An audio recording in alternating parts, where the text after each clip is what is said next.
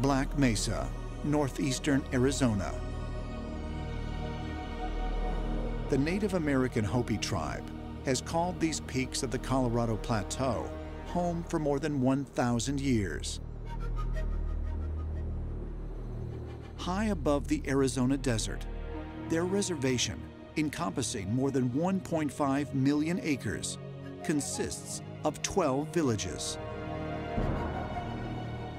Ancient astronaut theorists have studied these mysterious sites for years, discovering what they consider to be countless pieces of evidence of extraterrestrial contact in the ancient past. According to their research, both the Hopi landscape and the tribe's mythology are centered on Orion. The Hopi migrated all over the Southwest. After a series of building villages and abandoning these villages, they came to these three primary mesas in northern Arizona. They call them first, second, and third mesas. The Hopi mesas shape Orion's belt's image, and it is said that the Hopi specifically came here because of the shape. So we know that the Hopi are extremely interested in Orion's belt. This is the center of their universe.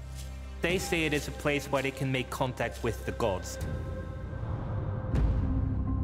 According to some researchers, not only do the three mesas represent the stars in Orion's belt, but when connected to other Hopi landmarks throughout the Southwest, the collective sites map the entire body of the Orion constellation. Every major star of the constellation, it corresponds to a ruin site or a village that the Hopi are currently living in. For instance, the left shoulder of Orion is a place called Wupatki. It's north of Flagstaff, Arizona. And they built this ruin about 1120 AD. They lived there for a century or so, and then they abandoned this place. There's another place called Homolovi Ruin. It's by Winslow, Arizona.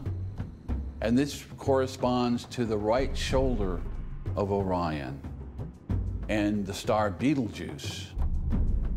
The Hopi also settled up north of the mesas. This corresponds to the star Rigel.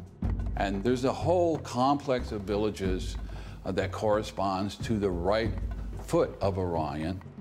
The star is Siph. So you have the star mirror, as above, so below.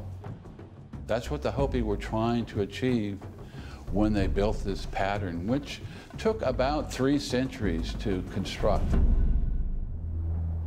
But how did the Hopi ancestors know to align their homes and sacred places so perfectly with the Orion constellation? Is it possible that they received help from star travelers, as some researchers believe? According to Hopi myth, the creator god, Masao, directed the tribe over hundreds of years as they migrated to the three mesas. The place Masao instructed them to wait for his return.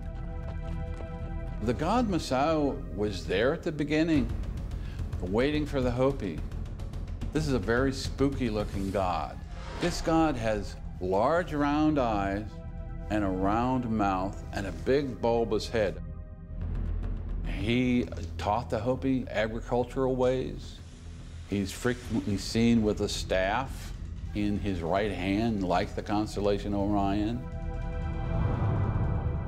Masao told the people where to build their villages. There was also tales about a certain star that the Hopi would follow. Now, a star that moves across the sky and stops when the Hopi are supposed to stop and build their village. That sounds like some sort of extraterrestrial craft that were guiding the Hopi across the desert. This is Fajada Butte, where, according to ancient Hopi legends, their god, Masao, descended from the sky. At night, the Orion constellation would basically hang in the sky, right above this butte. And the story goes that Masao landed on top of this platform. So my question is, did some type of an extraterrestrial visitor land on top of this butte right here in some type of a craft? And the answer is yes. Someone or something from the cosmos descended.